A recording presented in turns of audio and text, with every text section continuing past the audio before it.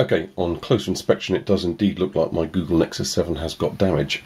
So let me just show you what I mean. Okay, on this corner here I can actually run my nail quite clearly through a gap between the metal front and the plastic back, so just above where the power button is and the volume button.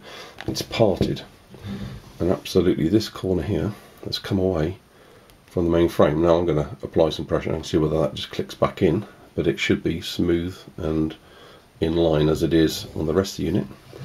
And I'm going to show this again in a minute. I'm going to pause this video and then zoom in and try to get a really close zoom on here. Now what I'm going to do before I do that is to explain that this box was rattling around in the outer.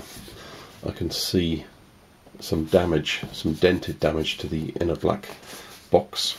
So this has clearly been through the walls a little bit. It's clearly had some more ferocious knocking than I thought. I was just hoping that this had been jostling around inside the box on the way here, and evidently it's affected it a little bit. Now the unit does power on. I have done a very quick test with the plastic sleeve on. So I had this on earlier and I didn't notice the case detail here until I took it off. So I'm now going to stop this video, zoom in and hopefully get a really clear shot so you can see what I mean. Okay, this is a real close-up of my new Google Nexus 7, and I'm doing this deliberately to try to show you the fact that the unit's had some damage on arrival. So this corner here, I'm going to keep trying to play around the angles, hopefully you can see this, is actually just above the power button. It then arcs and comes away, and I can, you know, there's a few millimetre play in there. Let me show you another corner. This is what it should look like, where the unit is absolutely snug to the back, and as you can see quite clearly here, comes away. Now I'm going to try and apply some force to clip this back in together. Okay, I'm going to literally apply pressure. I've had a little look and a think about this, and I think the best way to do this so I don't risk putting any undue pressure onto the screen, I've got this corner here that's come proud, so I'm going to put the unit face down on a soft firm table but a soft tablecloth, and I'm going to apply pressure here and hopefully this will click back in. And that loud crunch and crack felt good actually. Yeah, that looks a lot better, it feels a lot better. The screen's obviously broken, so let's now see whether this powers up. So I'm going to just quickly power it on and put that down flat just to see what happens here. Okay, initial signs are good. I can see a Google logo here, and what should happen then next is the colour X should come up as the Android Jelly Bean operating system boots up.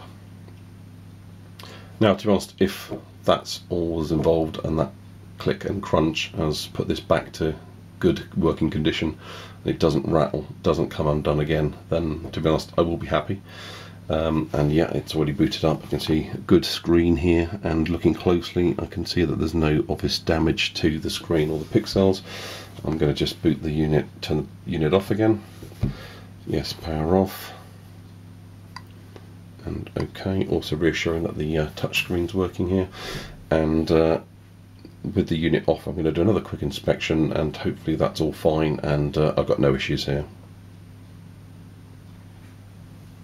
Google need to just perhaps think about how they dispatch these units. The outer box that this came in was very large. It's more than twice the size. You could have certainly got 2 of these inside the box, maybe even 4.